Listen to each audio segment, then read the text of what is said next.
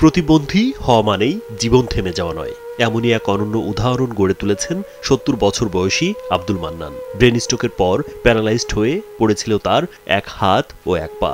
হাল ছেড়ে দেওয়া কিংবা ভিক্ষার পথে হাঁটা নয়, বরং নিজের আত্মসম্মানকে অস্ত্র করে লড়াই চালিয়ে যাচ্ছেন আজও। আর আমার মতো লোক যে একজনের কাছে দুইটা চাইবো সম্ভব না। দেখা যায় আমার চেহারা খারাপ, কিন্তু আমি আবার একটু দামে আছি। ১৯৮০ সালে এই আইএ পাস করছি। প্রতিদিন গাজীপুরের কালিয়াকৈর উপজেলার একটি সরকারি দপ্তরের সামনে বসে থাকেন ছোট্ট একটি ওজন মাপার মেশিন নিয়ে। পথচারীরা ওজন মাপেন, কিছু টাকা দেন, তাতেই চলে তার দিন। স্যান্ডেলিনা সো, রূপচর্চায় আভিজাত্য। আমার সমাজে তো আর ভিক্ষা করাটা তো নিম্ন স্তরের কাজ, একবারে নিচা কাজ। ভিক্ষা করতে যাবো কেন? প্রথম দেখায় তাকে সাধারণ মানুষ মনে হলেও তার গল্প ভিন্ন। সিরাজগঞ্জের শাহাদাতপুর গ্রামের মানুষ ছিলেন তিনি। জীবনে কেটে গেছে চাষাবাদের মতোই সাধারণ কাজে। হঠাৎ একদিন ব্রেন স্ট্রোক তাকে ছিটকে দিয়েছিল স্বাভাবিক জীবন থেকে। চিকিৎসার আশায় আসেন গাজীপুরে। আসলে গাছ কাটতে গেছিল, গাছ কাটতে যায় উনি রাখতে পারেনি, উনি করিয়াছিল।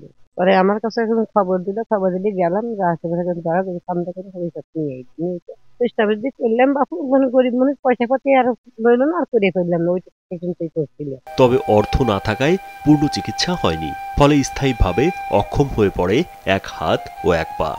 শিক্ষিত হওয়া সত্ত্বেও কোনো চাকরি বা কাজের সুযোগ পাননি, কিন্তু থেমে থাকেননি তিনি। নিজের সীমাবদ্ধতার ভেতরেই খুঁজে নিয়েছেন জীবিকার পথ। ওজন আশা করতেছি প্রায় মাস হয়েছে না, তাই চলে না, দেখবো করবো। এক ছেলের দুই ছেলে স্কুলে পড়ে, খরচ দিতেই তার দান। সহায়তা করবো কোনটা, পারে না।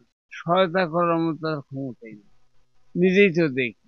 প্রতিদিন সকাল থেকে বিকেল মানুষের ভিড়ের মধ্যেই কাটে তার সময়। হাঁটতে কষ্ট হলেও থামেন না তিনি। আয় খুব বেশি নয়, তাতে নেই কোনো অভিযোগ, কারণ কাজের মধ্যেই খুঁজে পান জীবনের মানে, আত্মসম্মানের গর্ব। রাজমিস্ত্রি কাজ করে, থাকলি তরকারি কিনে দেয়, না থাকলে তার ব্যথা বলি নিয়ে কষ্ট করে আমার দিয়েছি। দুজন ওই দেখে যা কামাই করে তাই নিয়ে যাবে।